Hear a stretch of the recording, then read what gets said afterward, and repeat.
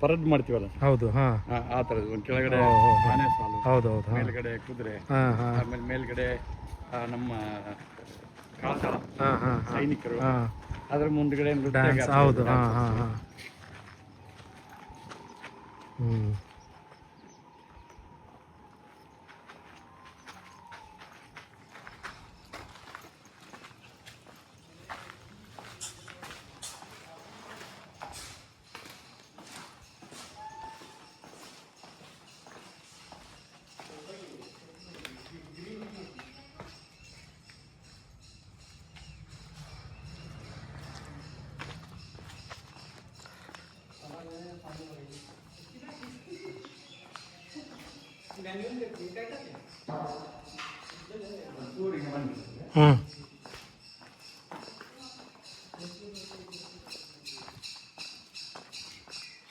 ದೇವಸ್ಥಾನದ ವಿಶೇಷ ಏನಿದೆ, ರಾಮ ದೇವಸ್ಥಾನ ಆಗಿರೋದ್ರಿಂದ, ಹಜಾರ ರಾಮಚಂದ್ರ ದೇವಸ್ಥಾನ ಆಗಿರೋದ್ರಿಂದ ಈ ದೇವಸ್ಥಾನದ ಕೆತ್ತನೆ ಮಾಡಿರ್ತಕ್ಕಂಥ ಕಾರ್ವಿಂಗ್ಸ್ಗಳೇನಿದೆ ಒಂದು ಸಂಪೂರ್ಣ ರಾಮಾಯಣವನ್ನ ಬಿಂಬಿಸ್ತದೆ.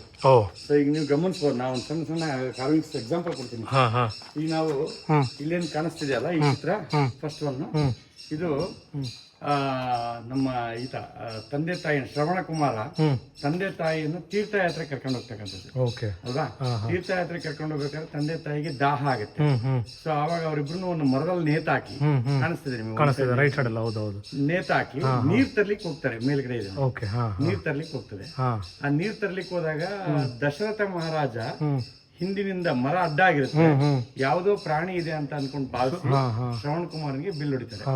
ಸೊ ಮೇಲ್ಗಡೆ ನೋಡ್ತಾರೆ, ಅಲ್ಲಿ ಬಂದು ನೋಡಿದಾಗ ಅದು ಶ್ರವಣ ಕುಮಾರನ್ಗೆ ಬಿಲ್ ತಾಟಿದೆ. ಸೊ ಅಲ್ಲಿ ಶ್ರವಣ ಕುಮಾರನ್ ಕೇಳ್ತಾರೆ, ನಾನೇನ್ ತಪ್ಪು ಮಾಡಿದ್ದೆ, ನಮ್ಮ ತಂದೆ ತಾಯಿ ಕೊನೆ ವಯಸ್ಸಿನಲ್ಲಿ ಅವ್ರ ತೀರ್ಥಯಾತ್ರೆ ಕರ್ಕೊಂಡು ಹೋಗ್ಬೇಕನ್ನೋ ಕಾರಣಕ್ಕೆ ನಾನು ಕರ್ಕೊಂಡು ಹೋಗಿ ಬಂದಿದ್ದೀನಿ. ದಾರಿ ಮಧ್ಯದಲ್ಲಿ ಅವ್ರಿಗೆ ದಾಹ ಆಗಿತ್ತು, ನೀರ್ ತರಕ್ ಬಂದಿದ್ದೆ ಅಂತ ಹೇಳ್ತಾರೆ. ಸೊ ಆಗ ನಾನಿಲ್ಲಿ ಹತ ಆಗಿದ್ದೀನಿ ಅಂತೇಳಿ ಅವ್ರಿಗೆ ಹೇಳಕ್ ಹೋಗ್ಬೇಡಿ, ಅವ್ರನ್ನ ತೀರ್ಥಯಾತ್ರೆ ಮಾಡಿಸೋದು ನಿಮ್ ಜವಾಬ್ದಾರಿ, ಜೊತೆಗೆ ಅಟ್ಲೀಸ್ಟ್ ನೀರ್ ಕೊಡಿ ಅಂತ ಹೇಳಿ ದಶರಥನಿಗೆ ಹೇಳಿ ಅಲ್ಲಿ ಪ್ರಾಣ ಬಿಡ್ತಾರೆ. ಮೇಲ್ಗಡೆ ಗಮನ, ದಶರಥ ಮಹಾರಾಜ ಅವ್ರ ತಂದೆ ತಾಯಿಗೆ ಹೋಗಿ ನೀರ್ ಕೊಡ್ತಾರೆ. ನೀರ್ ಕೊಟ್ಟು ಅವ್ರನ್ನ ತೀರ್ಥಯಾತ್ರೆ ಪೂರ್ಣಗೊಳಿಸ್ತೀನಿ ಅಂತ ಮಾತು ಕೊಡ್ತಾರೆ. ಆದ್ರೆ ಅವಾಗ ಶ್ರವಣ ಕುಮಾರ್ ಹಿಂಗಾಯ್ತು ಅಂತ ಗೊತ್ತಾಗುತ್ತೆ. ಗೊತ್ತಾದಾಗ ದಶರಥನಿಗೆ ಅವ್ರು ಶಾಪ ಹಾಕ್ತಾರೆ, ನಾವು ನಮ್ಮ ಪುತ್ರ ಶೋಕ ಅಂತಕ್ಕಂಥದ್ದು ಏನಂತ ನಮ್ಗೆ ಗೊತ್ತಾಗಿದೆ, ಸೊ ನಿನಗೂ ಕೂಡ ಯಾವ್ದೇ ಕಾರಣಕ್ಕೂ ಮಕ್ಕಳಾಗಬಾರ್ದು ಅಂತ ಹೇಳಿ ಅವನಿಗೆ ಶಾಪ ಕೊಡ್ತಾರೆ. ಸೊ ಅವಾಗ ನಿಮಗೆ ಗಮನಿಸಬಹುದು, ರಾಮಾಯಣದಲ್ಲಿ ದಶರಥ ರಾಜನಿಗೆ ಮಕ್ಕಳಾಗಲ್ಲ, ಬೇಗ ಮಕ್ಕಳಾಗಲ್ಲ. ಸೊ ಆವಾಗ ಗುರುವರ್ಯರನ್ನೆಲ್ಲ ಕೇಳಿ ಪುತ್ರ ಕಾಮೇಷ್ಟಿ ಯಾಗ ಮಾಡಿದ್ರೆ ನಿನ್ ಮಕ್ಕಳಾಗತ್ತೆ ಅಂತ ಸಜೆಸ್ಟ್ ಮಾಡ್ತಾರೆ.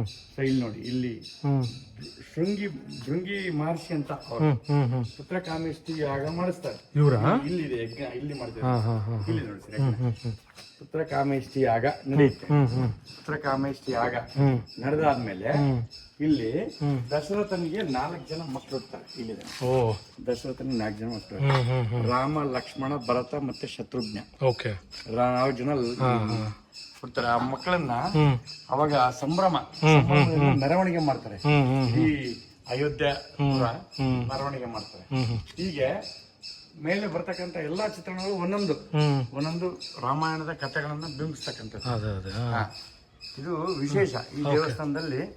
ಅಂದ್ರೆ ನಮ್ಮ ದೇವಸ್ಥಾನಗಳು ನೀವು ಗಮನಿಸಿದ್ರೆ ಕೇವಲ ಶ್ರದ್ಧಾ ಭಕ್ತಿ ಕೇಂದ್ರ ಅಷ್ಟೇ ಆಗಿರಲಿಲ್ಲ, it is one of the educational centres. ಶೈಕ್ಷಣಿಕ ಕೇಂದ್ರಗಳು ಆಗಿದ್ವು. ರಾಮಾಯಣನ, ಮಹಾಭಾರತನ ಉಲ್ಲೇಖ ಮಾಡಿ ದೇವಸ್ಥಾನಗಳಲ್ಲಿ ಕೆತ್ತನೆಗಳನ್ನು ಮಾಡಿರ್ತಕ್ಕಂಥದ್ದು ಜನರಿಗೆ ಗೊತ್ತಾಗ್ಲಿ ಅಂತ.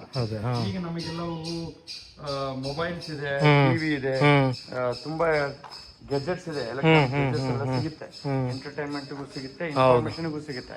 ಬಟ್ 500 ವರ್ಷಗಳಿಂದ ಜನರಿಗೆ ದೇವಸ್ಥಾನಕ್ಕೆ ಬಂದಾಗ ಇನ್ಫಾರ್ಮೇಶನ್ ಈ ಮಾಹಿತಿ ಸಿಗಬೇಕು. ಹಂಗಾಗಿ ದೇವಸ್ಥಾನದ ಪ್ರಿಮಿಸಸ್ನೆಲ್ಲ ಅತಿ ಹೆಚ್ಚು ಕಾರ್ವಿಂಗ್ಸ್ ಗಳನ್ನ ರಾಜ ಮಹಾರಾಜ ಕೆತ್ತನೆ ಮಾಡಿಸ್ತಾ ಇದ್ದಾರೆ.